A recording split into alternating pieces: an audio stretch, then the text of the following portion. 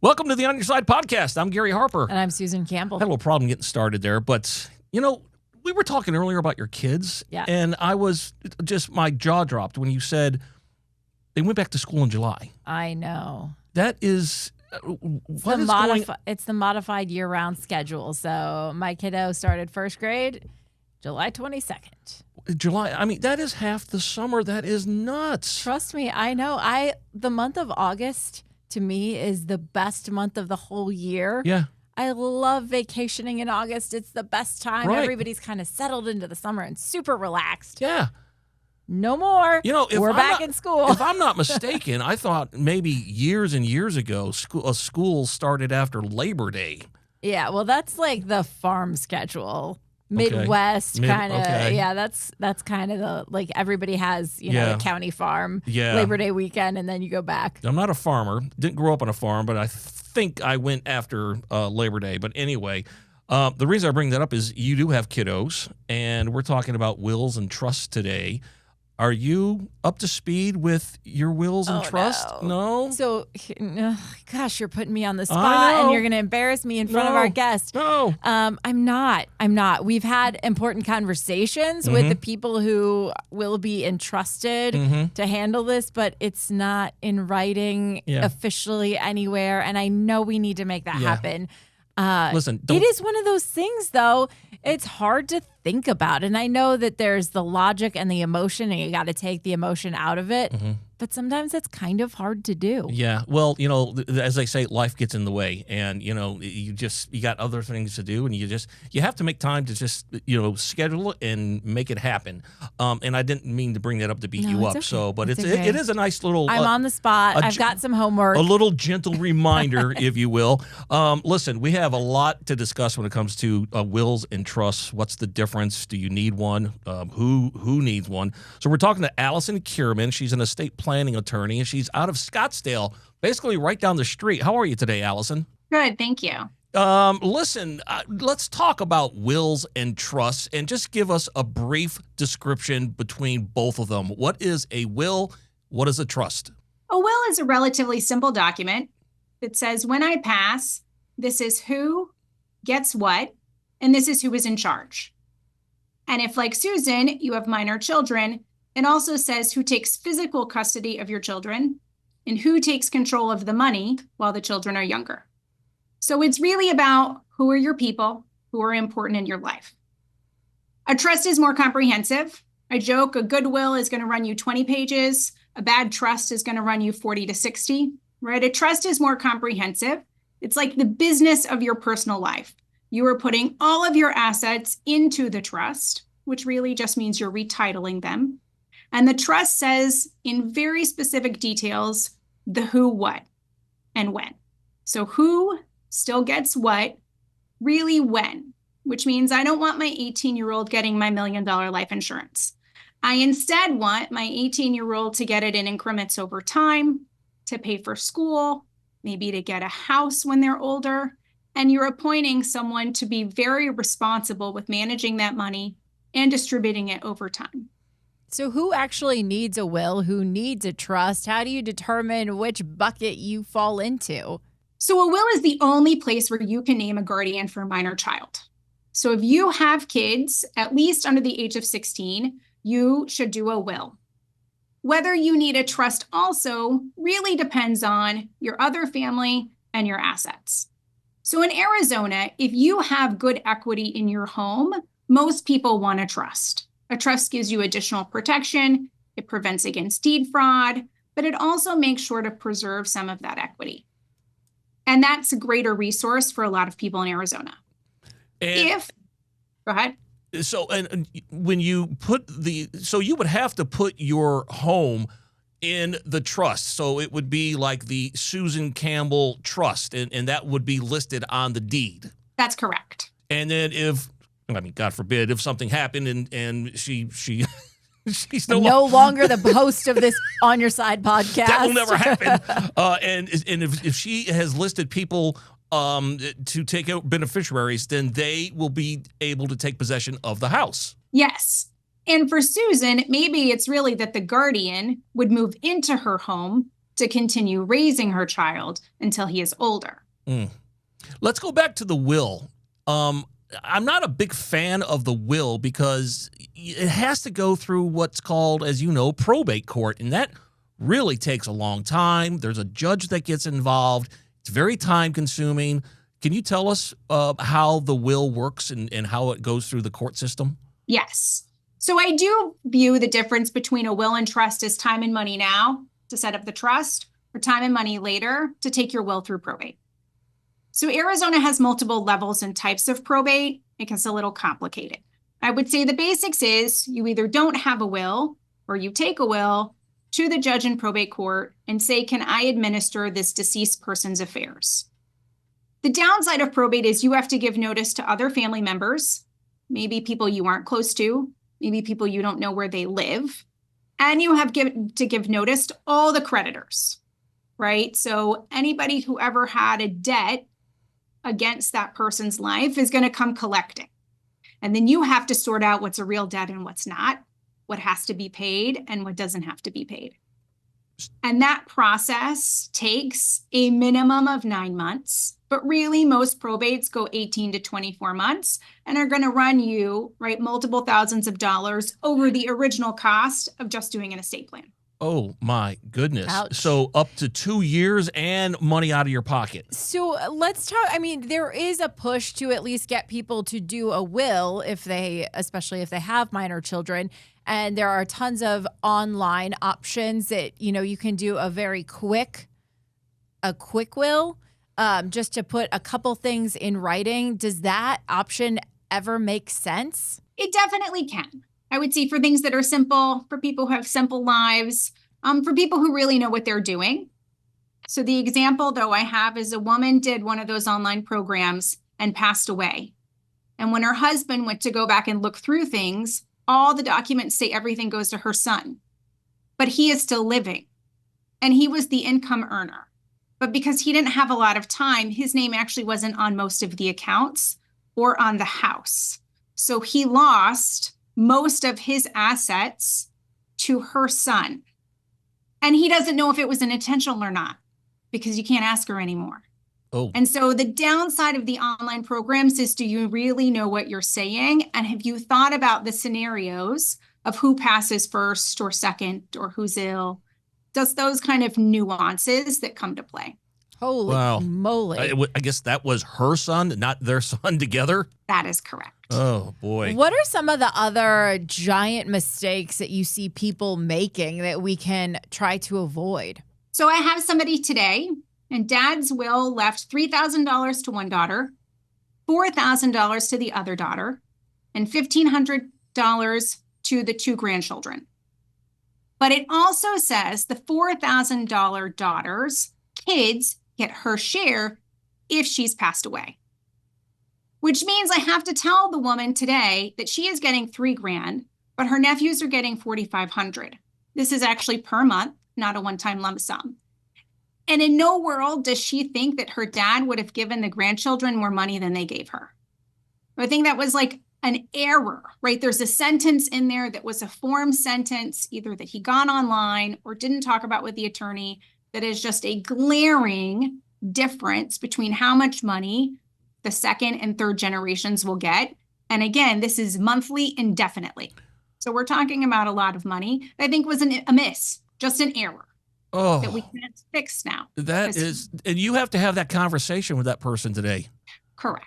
Oh, that's brutal. Boy, yeah. Good luck with that one. That's not good. You should say I did not draft that plan. Yeah. I'm just explaining that plan to you did not make that mistake. There's a name for that too when somebody makes a mistake, isn't it? Well, it can be called malpractice. Oh, okay. Well, there we go. She doesn't do that. No. Let's clear the air here. That was not her mistake, and yeah. So let's move on. Well, how often do you come across that where you have to flag what appears to be a giant mistake for people? I mean, are there mistakes in a lot of these estate plans? First of all, it usually only comes to an attorney when there is a mistake. So that's not totally a fair question. Yes, I see a lot of mistakes. And I always feel bad where it's like, if you had called me 2 weeks ago, I could have solved this problem. But now I can't solve it. Because it's in writing. and they've passed. Oh, my goodness. Let me ask you this. When it comes to, say, a trust, and you have named the beneficiaries, and let's just say there's 5 kids, and those 5 kids don't get along, but you want one to be the executor. How is or you don't really want that person to be? Can you leave everything with the attorney and just have the attorney just disperse everything to the 5 kids? You definitely can. Or not just the attorney, but you can get what's called a fiduciary. So someone whose job it is to administer the estate. And we often use that tool when there is fighting family. People all the time think someone is stealing money or being dishonest. And so if you use a third-party neutral, right, someone without skin in the game, it just is much easier. Yeah.